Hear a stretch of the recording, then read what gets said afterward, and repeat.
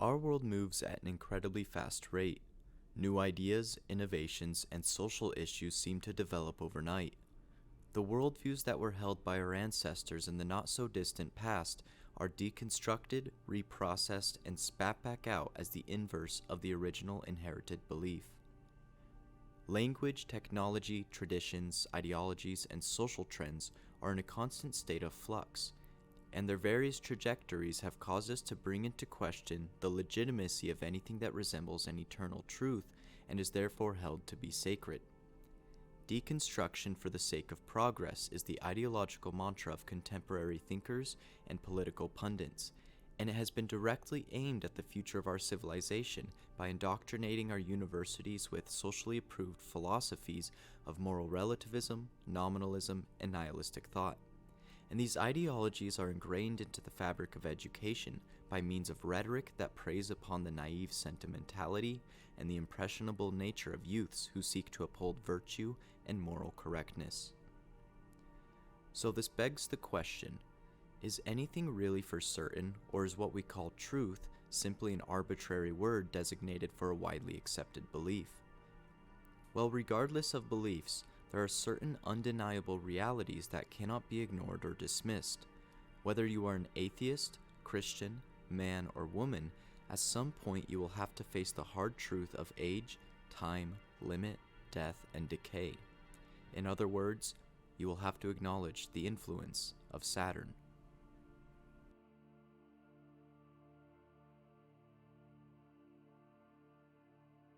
Saturn is a masculine diurnal planet that is dry and cold, and therefore associated with the element of Earth. He is the outermost planet in the traditional astrological system, which makes him the slowest moving planet and thus an indicator of time, age, and death. He represents austerity, seriousness, responsibility, and duty. As an indicator of time, he also represents antiquity and the arcane sciences, which means he is a symbol of ancient wisdom, contemplation, and structure. All things that are old and decrepit are Saturnian in nature, thus images of ancient ruins and sinister cemeteries embody his emanating principles.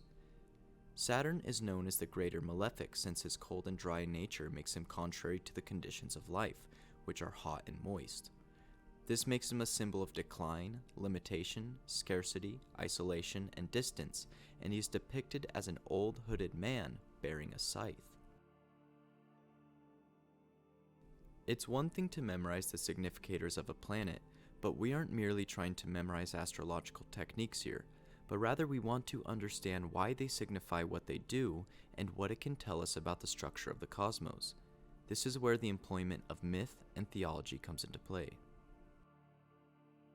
Saturn is the Roman equivalent to the Greek titan Kronos, and since the Greek and Roman gods are interchangeable, I will be employing the use of the creation myth written by the ancient Greek poet Hesiod in order to take a deep dive into the nature of Saturn.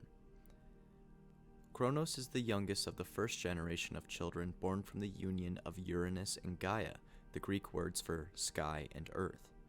These children are referred to as the 12 Titans, and they embody differing aspects of the forces of nature.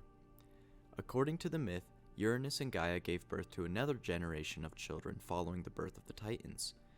This next generation included the Cyclops, who possessed a single eye, immense strength, and violent hearts. It also included the 100-handers, who were monstrous creatures with many heads and arms. Upon seeing these brutish creatures, Uranus was filled with shame, so he imprisoned them in the pits of Tartarus. Gaia thought this to be cruel and devastating, for she loved her children and hated to see them treated so unkindly by their own father. She then hatched a plan to overthrow Uranus with the help of the Titans. But when she told them of the cruel deeds committed by their father and of her desire to overthrow him, only Kronos stepped forward to accept the task.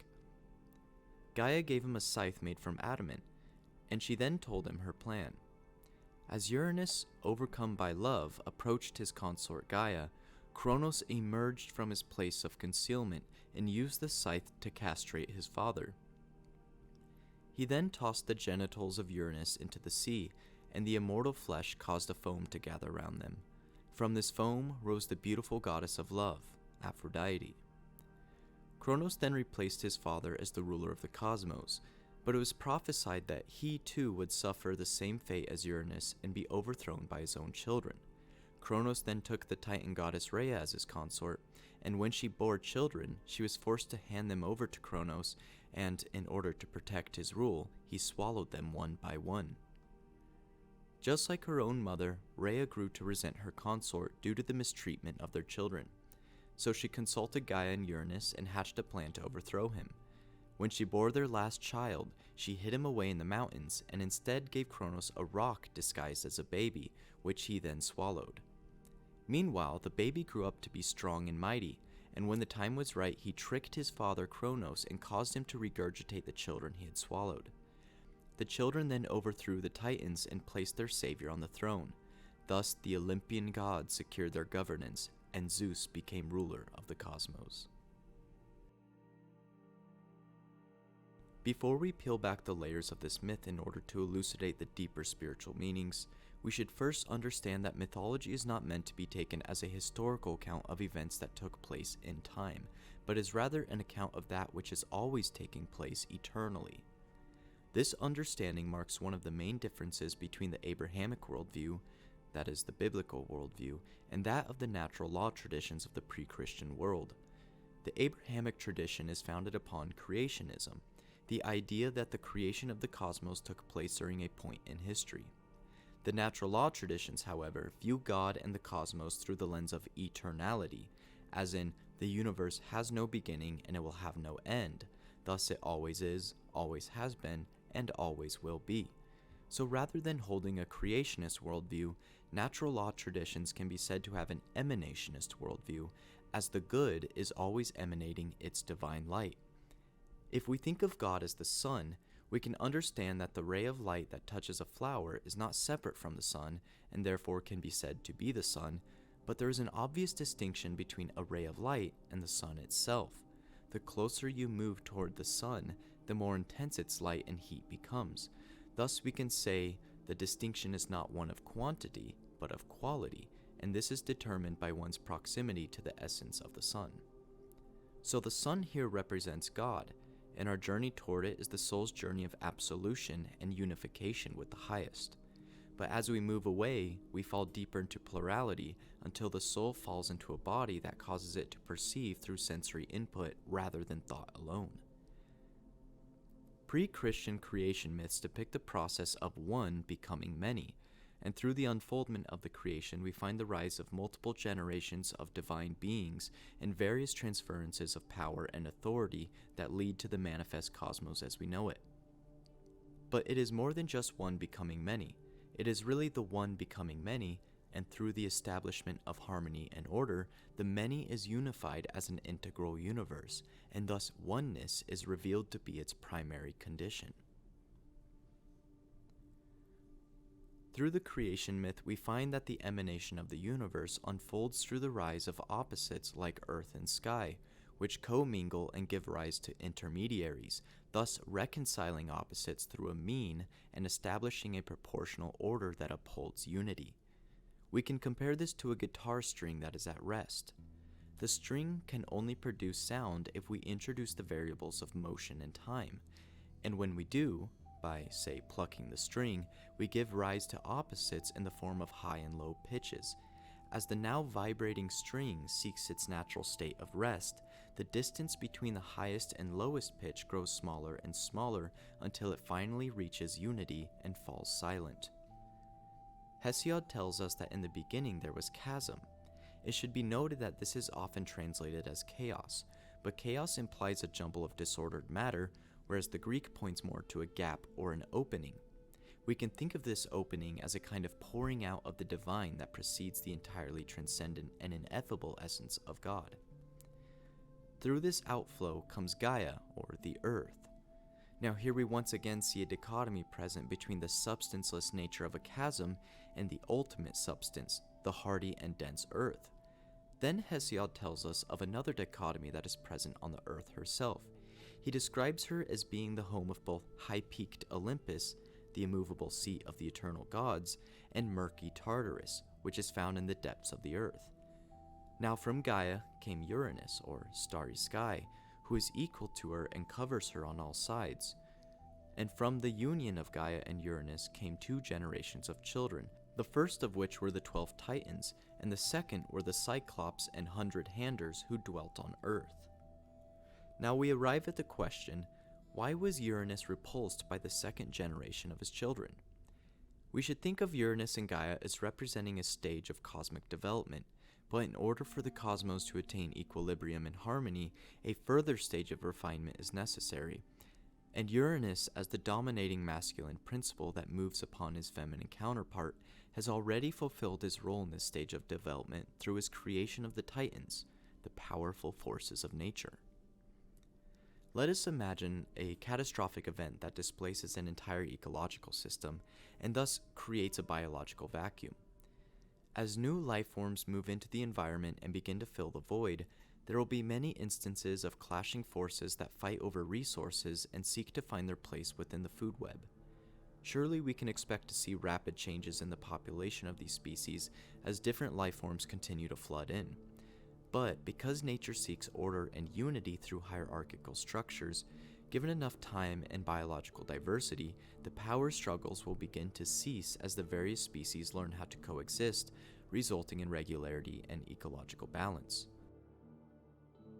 So with Uranus's rise to power comes the Titans, but the continuance of his reign results in monstrosities that he is ashamed of, since they fall out of line with natural harmony.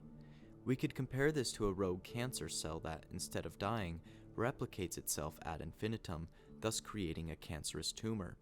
Or similarly, if our body had not yet attained a healthy and balanced microbiome, the persistent dominance of a certain organism could result in the incursion of harmful bacterial growth. So Gaia, as the feminine principle, and thus the nourishing receptacle of the vital masculine energy, understands that the disharmony must be rectified through a transference of power so that the cosmos may continue to develop and undergo refinement. Through Kronos, the process of refinement continues on so that equilibrium may be attained. In order for Kronos to put an end to the rule of Uranus, he castrates him with a scythe and tosses his genitals into the resounding sea. The act of castration can be seen as Kronos transforming his father into a passive entity that he then rules over by rising to the role of the active masculine principle himself. But why does this responsibility fall on Kronos? What necessary principle does he represent? In order to make sense of this, let us first look to the meaning of his name. The etymological origin of his name is twofold.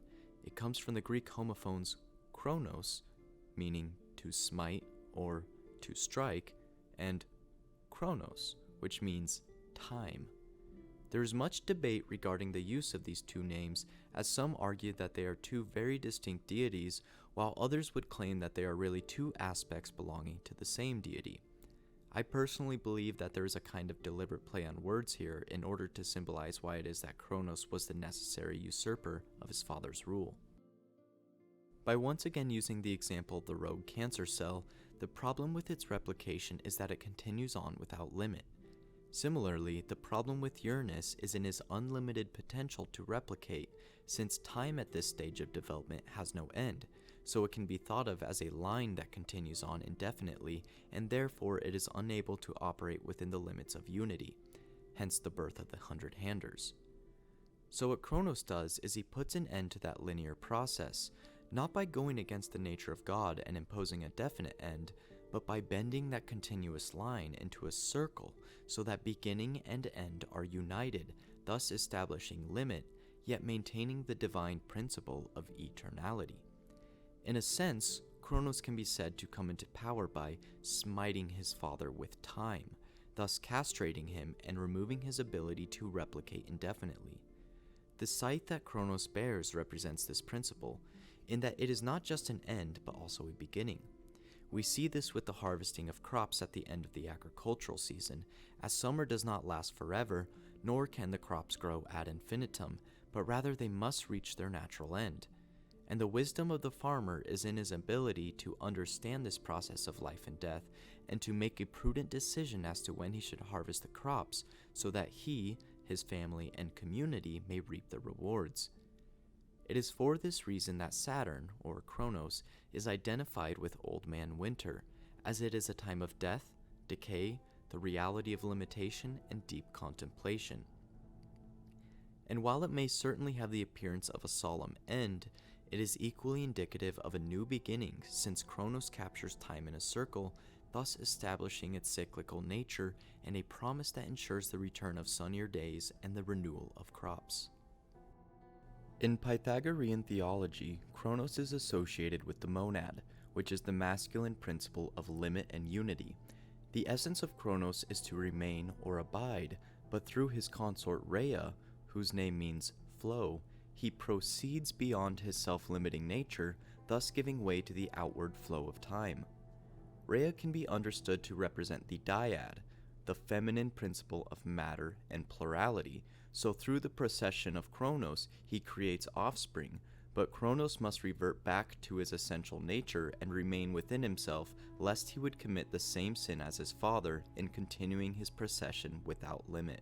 Through this process of remaining, proceeding, and reverting, we discover the triad of the father, mother, and son, represented by Kronos, Rhea, and Zeus respectively.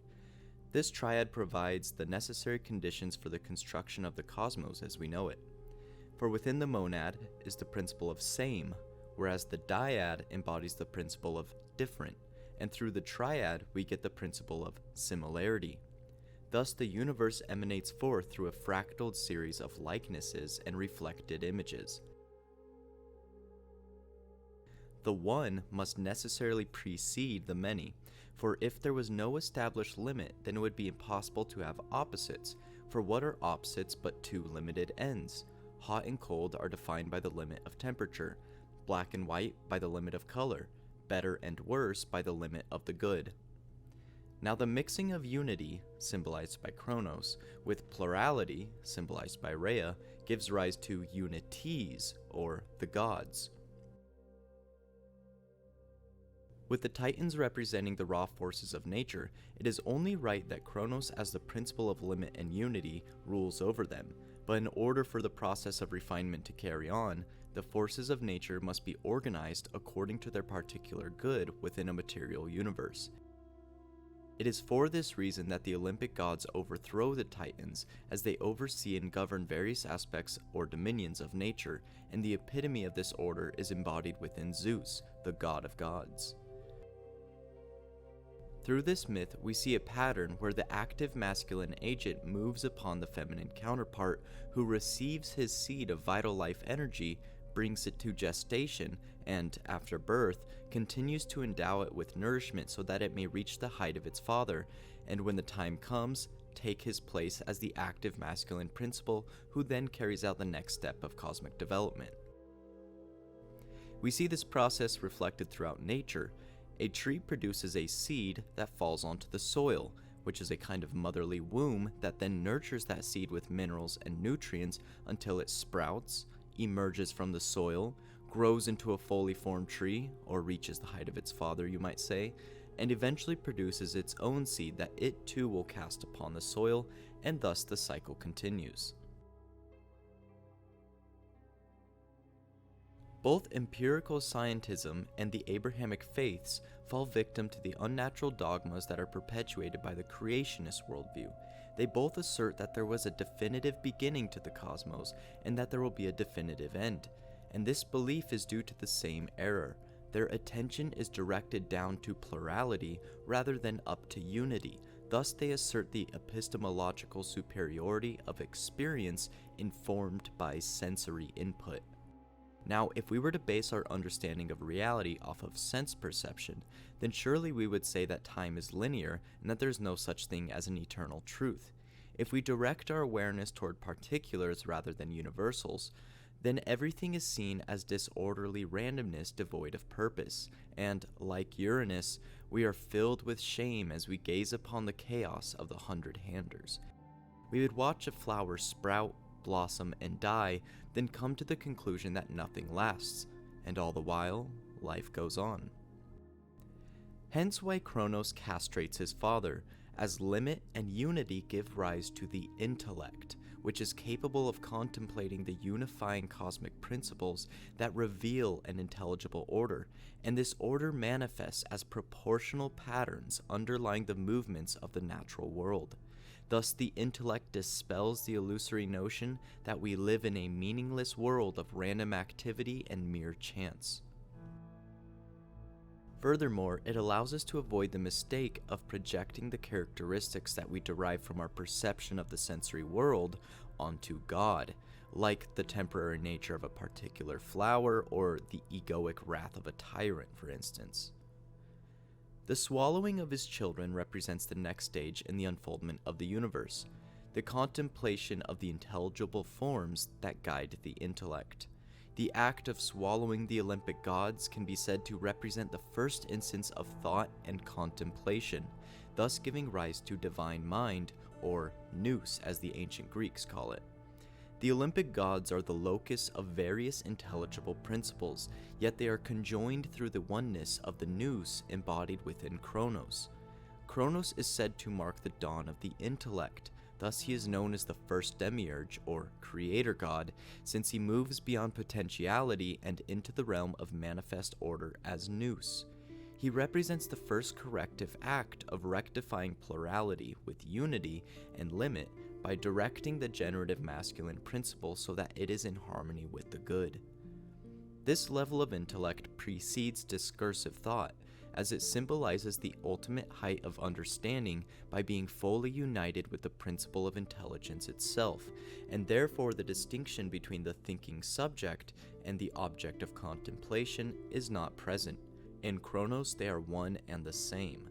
This kind of intellection is what the Greeks call noetic thought, as it transcends the subject-object distinction and brings about a direct and intuitive understanding that cannot be captured in words, since to do so would be to bring it from unity to plurality, thus re-establishing the subject-object distinction. Words are symbols of thought that act as vehicles for the conveyance of intelligible forms between intellects. They follow a proportional line of reasoning that reflects the mathematical structure of logic, which is known as dianoetic thought, or what we would call discursive thinking. But words are not thought itself, and logic can only point one towards the higher orders that produced it, as it is ineffable in essence. We will go deeper into the nature of thought and intellect later in the series as we take a look at Jupiter and Mercury, but for now it suffices to say that through noesis there can be no speculation or opinion, only direct understanding. Now it is said that under the reign of Kronos we experienced the golden age of civilization. In case you are unfamiliar with the cyclical ages of man, natural law traditions maintain the idea that the civilizations of man go through various epochs that differ in length, and these ages indicate the quality of mankind, their understanding of reality, and their ability to integrate natural law into their governance and culture, that is, their ability to attain harmony between heaven and earth. These ages are represented by different metals that symbolize varying degrees of purity. For instance, the height of mankind is said to be the Golden Age, and during this time man had a perfect understanding of the heavens to the point that there was no strife or war, and it is said that mankind experienced prosperity and abundance, and death was viewed as natural of a process as going to sleep at night. Following this epoch is the Silver Age, when conflict starts to arise as our will and action slowly waver in their harmony with natural law. After the Silver Age is the Bronze Age, and it is here that war and strife take a hold of mankind, causing them to involve themselves in constant conflicts over land and resources. After the Bronze Age is the Heroic Age, a time in which the wisdom of natural law and spiritual development returns, but it comes through a Bronze Age context, and therefore heroes and warriors rise to the height of spiritual excellence through their honor, strength, and courageous deeds. Next comes the Iron Age, which is an age of confusion when natural law becomes contorted and misunderstood, resulting in inverted value systems and hierarchies. Thus, the ignorant and wicked rule over the pious and good. Can you guess where in the cycle we currently reside? Regarding the Golden Age, Hesiod writes, "Golden was the race of speech-endowed human beings, which the immortals, who have their mansions on Olympus, made first of all. They lived at the time of Kronos, when he was king in the sky. Just like the gods, they spent their lives with a spirit free from care, entirely apart from toil and distress.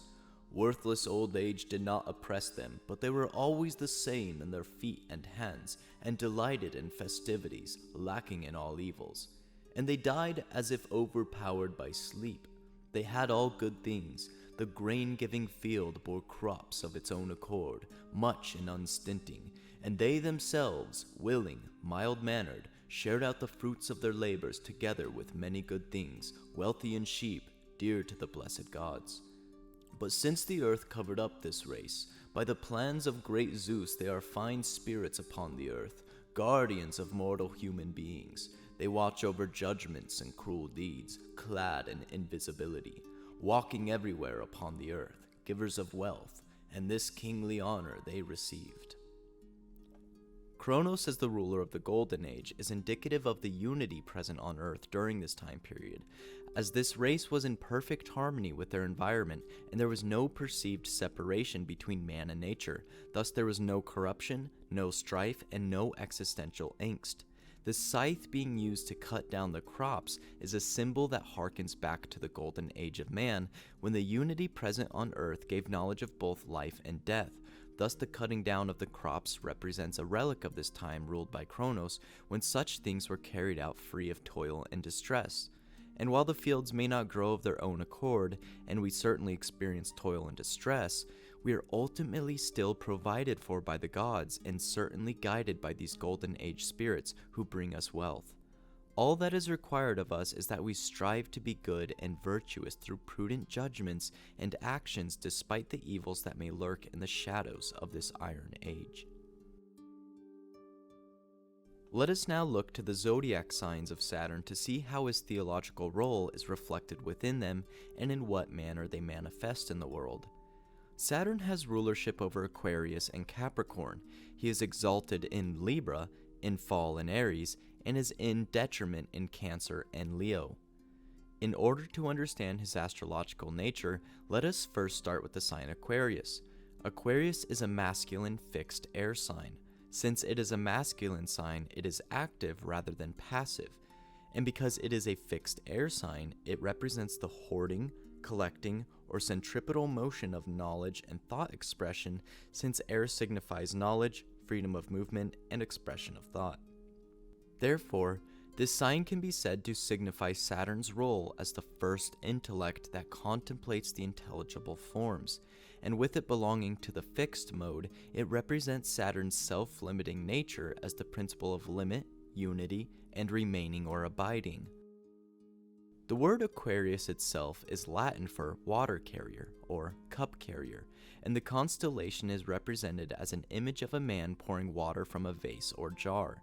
Now, in many ancient spiritual traditions, including those of the Babylonians, Egyptians, Hindus, and Greeks, Aquarius is associated with floods. In Egypt, it was said that the flooding of the Nile was the result of Aquarius dipping his jar into the river, and this marked the beginning of spring. In Greek myth, Aquarius is associated with Deucalion, who, with the help of his father Prometheus, escaped the flood that Zeus sent in order to end the wickedness of the Bronze Age. Deucalion built a chest in which he and his wife were carried by the flood for 9 days until they washed up on land. They were the only human survivors from the Bronze Age, thus they had to repopulate the earth after Zeus instructed them to throw the bones of their mother over their shoulders. They understood mother to mean Gaia, or Mother Earth, and the bones to mean rocks. After throwing the rocks over their shoulders, they turned into people, and thus the repopulation of the earth began. Throughout these stories, we see a theme in which water both destroys and gives way to life. It is destructive in that it erodes landscapes and disrupts foundations, yet life-giving in that it provides land with moisture and a necessary disturbance that brings about conditions for new growth. In these myths, water can be seen as the spiritual sustenance that nourishes the gods, the earth, and man alike. And the nature of this spiritual sustenance is the intelligible principles that Saturn embodies. In another Greek myth, Aquarius is associated with the cupbearer of the gods, Ganymedes, who was so beautiful that Zeus, in the form of an eagle, took him and brought him up to the heavens. Thus it is from Saturn, the well of knowledge, that the gods and earth drink, and in turn use to guide humanity. Now it is said that we are currently in an Aquarian age, so what will this look like? Well, with knowledge being at the core of Aquarius, due to it being a fixed air sign, we can expect to see a prioritization of science, but even further of conceptual ideas and new ideologies that, like a flood, attempt to erode the foundations of previously established human institutions in order to bring about conditions for new and progressive ideas and concepts. In a sense, we are once again returning to the well of knowledge in order to rediscover the foundational roots of mind. But this motivation goes beyond mere factual knowledge, and it reaches into the realm of philosophy in order to attain knowledge of what is good, since Saturn is associated with wisdom and the occult. And since Aquarius is represented by a man pouring water from a jug, it is a human sign as opposed to a bestial sign. Thus it will deal with man's search for knowledge of who and what he is, and we will bring into question that which we previously believed him to be. Since Saturn embodies the principle of limit, humanity will interact with limitations which have the potential to be both destructive and constructive. There will be tensions between those who attempt to rediscover the limit in order to attain unity and conform to natural law, and those who attempt to undermine limit by consciously ignoring its existence, and thus they will ultimately be swept away by the flood they have brought upon themselves. Those who choose to ignore the existence of limit are the ones who suffer the most at its hands. This understanding is captured in sayings like, if your mind is too open, it falls out on the floor, and if you don't stand for something, you'll fall for anything. Limitation in and of itself is not oppressive and evil, but is rather necessary and good. For example, the nature of desire is to be in a state of want or need, thus a deficiency is present. So those who allow desire to rule over them will suffer the fate of living without limitations, since desire itself is insatiable, which is made apparent if one looks at the issues underlying the drug and obesity epidemic. This insatiability can only be tempered by reason, as those who are ruled by reason seek truth. Thus they realize the reality of limit and are able to curb their insatiable desires with discipline, which brings them into harmony or union with the intelligible principles that guide nature and the cosmos. At the end of the day, truth always wins out, and after the corrective floods reside, it will stand tall as a structure of strength, unity, and purity, whereas the constructs built upon folly and wickedness will be reduced to rubble and sand. Next, we will take a look at the other sign Saturn rules, Capricorn. Capricorn is a feminine cardinal earth sign, and since it is feminine, it is passive rather than active, and due to it being a cardinal earth sign, it is motivated by the attainment of material security by taking initiative and filling a role within a structure that supports earthy constructs. This sign represents the knowledge, wisdom, and arcane sciences of Saturn manifested in the material world, and thus it provides the grounds of being and intelligible scaffolding that endows the earth with limit and form. Capricorn can be seen to represent Saturn answering the call of his mother Gaia, the earth, in which she asks the Titans to overthrow her consort via castration in order to impose limit upon him, and thus protecting her earthly children from further abuse and giving her the material security by which she is motivated. Additionally, we can also view Capricorn as symbolizing Saturn's role after he is overthrown by the Olympian gods who are led by his son Zeus. Saturn is transformed into a passive agent and is forced to operate under the commands of his son. Zeus then represents the second demiurge and divine mind that takes the intelligible forms contemplated by his father and hurls them like a lightning bolt into the material womb of his consort Hera. This then informs matter and gives way to the proportions and harmonious structures of the manifest world. Capricorn is Latin for horned goat, and the constellation is depicted as an image of a goat that is half fish, commonly referred to as the sea goat. This is linked to the Greek myth in which Pan, a half-man, half-goat deity that represents the vitality of nature in the material universe, transforms his lower half into a fishtail and jumps into a river to save himself from the terrible monster Typhon. Now, according to Hesiod, Typhon was a horrible serpentine giant born from Gaia and Tartarus, or, according to other sources, from Hera alone. But either way, Typhon was produced by a feminine deity associated with matter and without the guidance of the vital masculine principle. Thus, it was chaotic, wicked, and not in line with wisdom. So Pan, saving himself by jumping into the river, once again goes to show the spiritual sustenance symbolized by the wisdom of Saturn and its ability to act as a source of protection and refuge when the chaotic strife of the material world encroaches upon us. Recall the myth of Deucalion. It was through the flood, or water, that the wicked ignorance present on earth was washed away and purified. So the river in which Pan jumps represents that same water that provides the earth with spiritual sustenance and protection from wicked forces. The difference, however, is that in the Aquarius myth, the wickedness came about through the actions of man. Thus Zeus sends a flood and unleashes the destructive forces of nature, or releases the Titans, if you will. But in the Typhon myth, the wickedness comes from the destructive forces underlying nature. Thus, Pan, as the embodiment of nature, seeks refuge within the spiritual sustenance of Saturn, or within the principle of limit and unity, which takes on a more feminine and nourishing role in the Typhon myth. While the Titans do have the capacity for destruction, they were also subdued by Zeus, and thus they are in line with order and justice. But Typhon is a new destructive force born from material strife that has yet to be tamed. Thus it requires direct action from Zeus, the epitome of order and justice, who has to unleash his might upon Typhon and strike him down with a lightning bolt. Thus the chaos of matter is pacified by wisdom and reverted back to unity.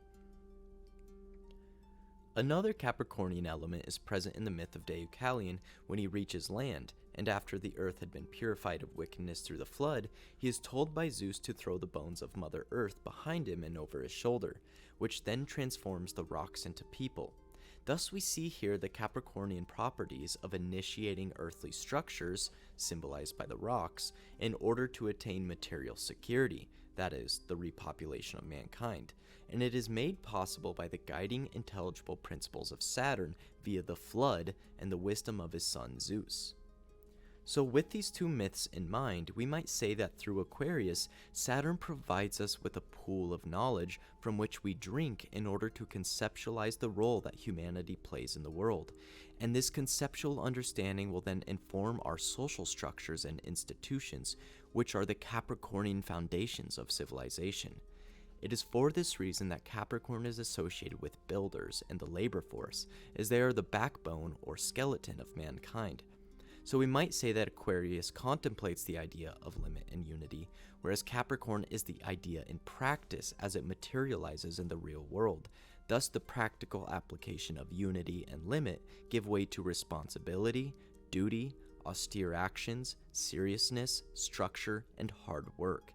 And if these concepts are not grounded in wisdom or authentic ideals, but are rather drawn from a cursory understanding of what is good and true, then the result will be chaos, ignorance, and wickedness, and thus the gods will be forced to employ harsher methods in order to reestablish harmony between heaven and earth, whether through a Saturnian flood or a Jupiterian bolt of lightning.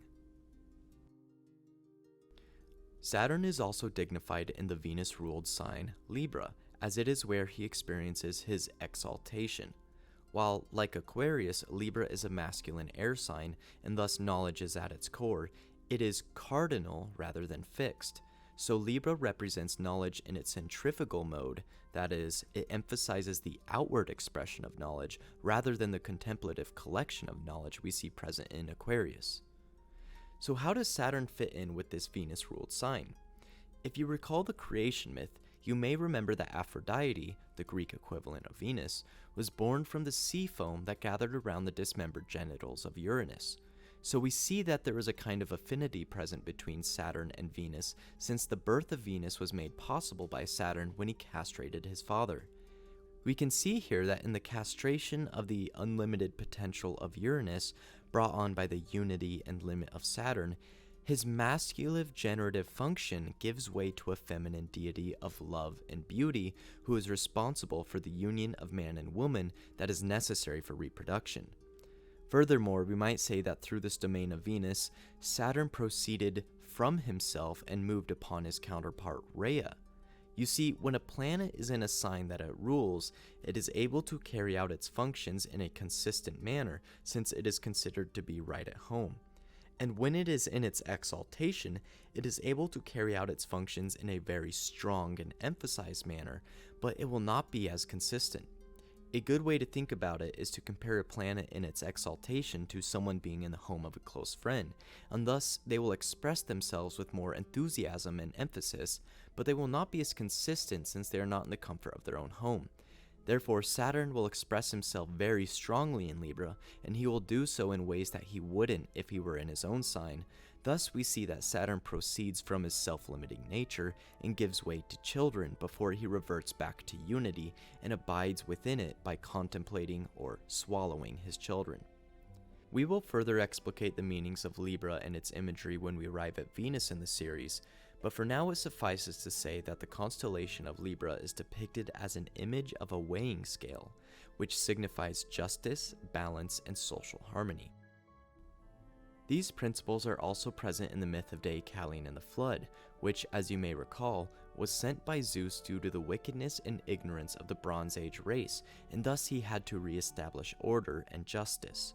So, with Saturn being the intelligible principle that serves as the spiritual sustenance of gods, man, and nature, we can see that through Libra these principles have a corrective function in that they bring erring human institutions to their proper end in order to re-establish social harmony and balance.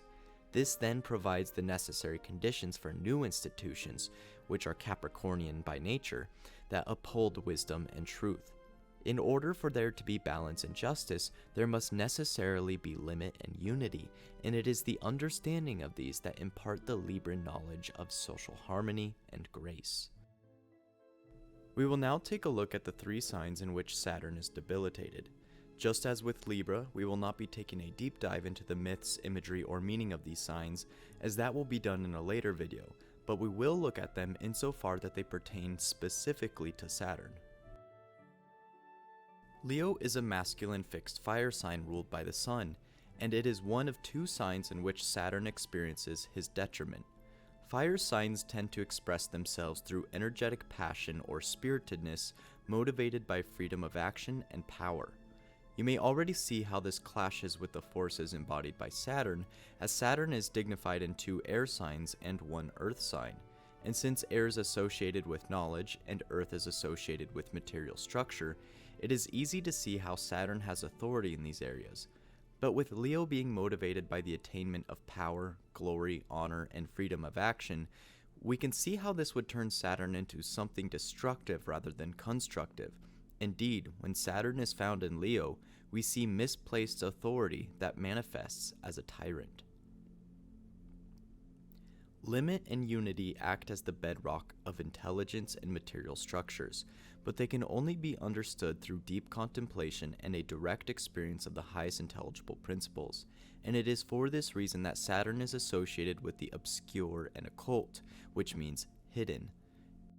In order for this esoteric arcane wisdom to be made visible, there has to be intermediaries that are able to construct bridges between realms of understanding.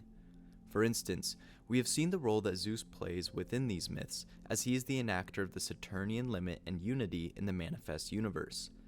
And it is through him that we see the good-spirited and jovial nature of wisdom and rulership, whereas if we viewed Saturn by himself, he would appear to us to be cold, unfeeling, and harsh due to the way in which we perceive the manifestation of his principles as terrestrial beings. We live in fear of growing old and decaying. We fear the harsh cold darkness of winter, and above all we fear death and the unknown. As beings who have no choice but to be subject to these limits, we live in fear of them and cannot see their necessity or goodness, thus we tend to ignore their existence and we view them as being contrary to life.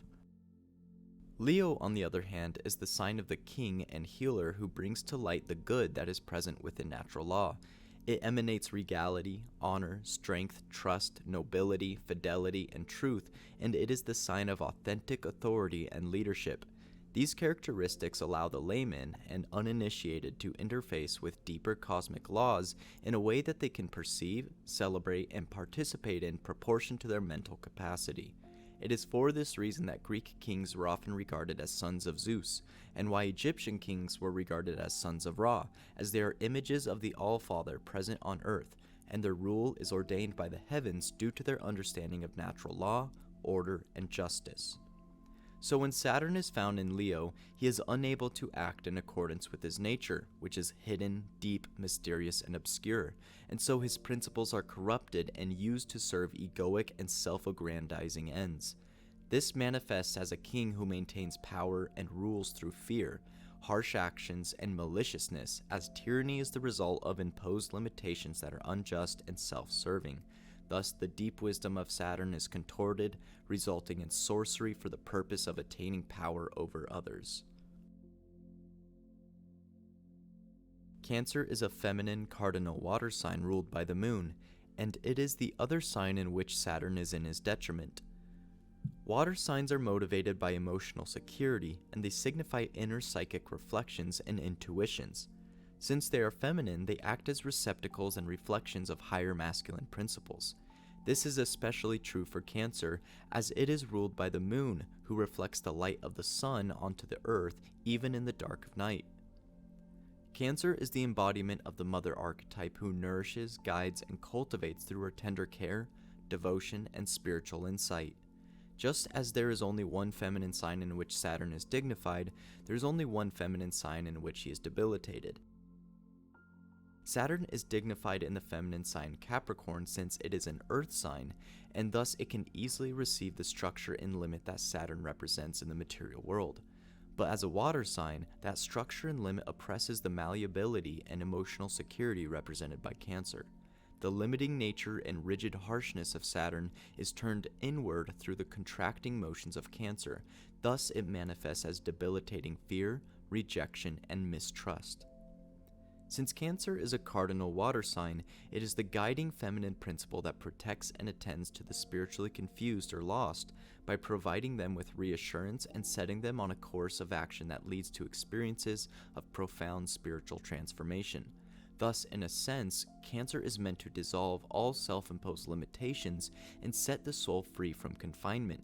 It is for this reason that Saturn is misplaced and twisted when he is found in the sign of Cancer, as the principle of limit is turned into fear of rejection, which manifests as isolation, impenetrable obstacles, and misery.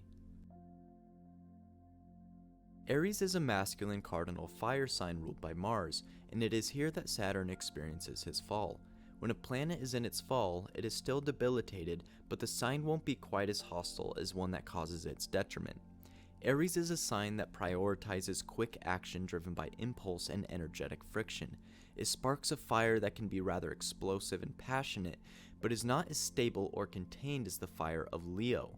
With Saturn embodying the principle of time, delays, age, antiquity, and contemplation, it is obvious that his nature is contrary to that of the impulsive and quick action of Aries, and so his placement there will bring about stubbornness and a tendency to make rash decisions, causing the actions of Aries to quickly impose limitations on others and say no to things due to a fear of losing control over one's own actions. Since fire signs prioritize power and freedom of action, Saturn's position in Aries will evoke an anti-authoritarian disposition that will be quick to fight anything that can limit its ability to act on impulse. Moreover, this will also lead to anxiety since Saturn needs time for deep contemplation. But in Aries, he will feel oppressed by the demanding nature of quick decision-making, as though he cannot act quickly enough and catch up to the ever-passing moments of life. This hinders the deeply philosophical, structured, patient, slow-moving, reserved, cold, and dry characteristics of Saturn. Thus, he will become sporadic, fearful, and desperate for control. As you can see, when Saturn is in a dignified condition, he is able to fulfill his proper role within the hierarchy of being. Thus, he is able to carry out his necessary functions as the god of limit, time, ancient wisdom, death, being, and the first intellect. But when he is misplaced within that hierarchy, destruction and misery ensue. Saturn is the root of all gods and men, and it is through his son Zeus, or Jupiter, that his intelligible principles emanate forth and enact divine laws and counsels that guide the cosmos and its inhabitants. Saturn is the eternal well of knowledge, the divine mind that sustains the gods, earth, and wise men. He is the old, hooded sage who possesses arcane wisdom. He is the harsh but necessary force of winter that brings the end to the living so that through him they may be renewed. He is the ruler of a time when a superior, enlightened race inhabited the prosperous earth. He is the king of Elysium, the isles of the blessed where sorrow cannot enter and virtuous souls reside. He is the scythe-bearing figure of death and time who brings unity and limit that all things may be guided by the highest order of the divine mind. We see these elements present in the Orphic hymn to Kronos, which reads, "Eternal Father, mighty Titan, hear, great sire of gods and men, whom all revere, endued with various counsel, pure and strong, to whom increase and decrement belong. Hence matter's flowing forms, through thee that die, by thee restored, their former place supply reincarnation. The world immense in everlasting chains, strong and ineffable thy power contains. Father of vast eternity divine, O mighty Kronos, various speech is thine. Blossom of earth and of starry skies, husband of Rhea and Prometheus wise, obstetric power and venerable root, from which the various forms of being shoot. No parts peculiar can thy power enclose, diffused through all, from which the world arose. O best of beings, of a subtle mind, propitious here to suppliant prayers inclined, the sacred rites benevolent attend, and grant a blameless life, a blessed end, and passage after death to Elysium." These mythological and theological interpretations of astrological significators can assist us in further understanding the nature of reality and the divine. After all, it is no mere coincidence that the planets bear the names of the gods, for they are not meant to be treated as impersonal cogs in a mechanical world, but rather as divine personalities with whom we are deeply connected. By rekindling our personal relationship with the gods, we can come to understand our role in the cosmos by harmonizing our thoughts and actions with the natural rhythms of the integral universe. Now, this is much more reasonable than it sounds, and it shouldn't be mistaken for a relationship that is entirely dependent upon faith. Because everything is full of gods, as Thales tells us, we don't have to rely on superstitions or blind belief in order to understand their influence. If you were to find yourself stranded on a forested mountain, you wouldn't think to yourself that all you have to do in order to survive is to just have faith. While surely optimistic thinking is crucial to your survival, you must also get to work and locate a water source, identify edible plants, construct a formidable shelter to protect yourself from the elements, and kindle a fire. The mountain represents the harsh circumstances of life, and we must understand the governing laws so that we may work within them not only to ensure our survival, but to thrive. For the man who best understands the laws of nature will become a king among the mountains, and it is through this harmonious pursuit of knowledge that one comes to discover the higher orders of beauty and goodness that provide reality with its foundation. This lesson can be seen in the story of Hercules and the wagoner, in which a man gets his wagon stuck in the mud and so drops down to his knees crying and praying to Hercules for help. Hercules responds with, "Lazy fellow, get up and stir yourself. Whip your horses stoutly and put your shoulder to the wheel. If you want my help then, you shall have it. For heaven helps those who help themselves." We must come to understand that we do not suffer needlessly, but that everything is guided by reason and necessity in order to uphold the good. Through our labors and pains, we learn deep lessons of high truth that inform our intellect and equip us with the knowledge that brings about genuine spiritual transformation. But this is only made possible by our active participation in those realms of hardship, rather than our avoidance of them. Thus, we are bound by responsibility and duty to work within reasonable limits that shape us into stronger, better individuals who do not fear ends, beginnings, age, time, or death, but instead regard them with honor, respect, and piety. And in doing so, we praise Saturn and drink from his eternal well of wisdom with reverence. Thank you for watching.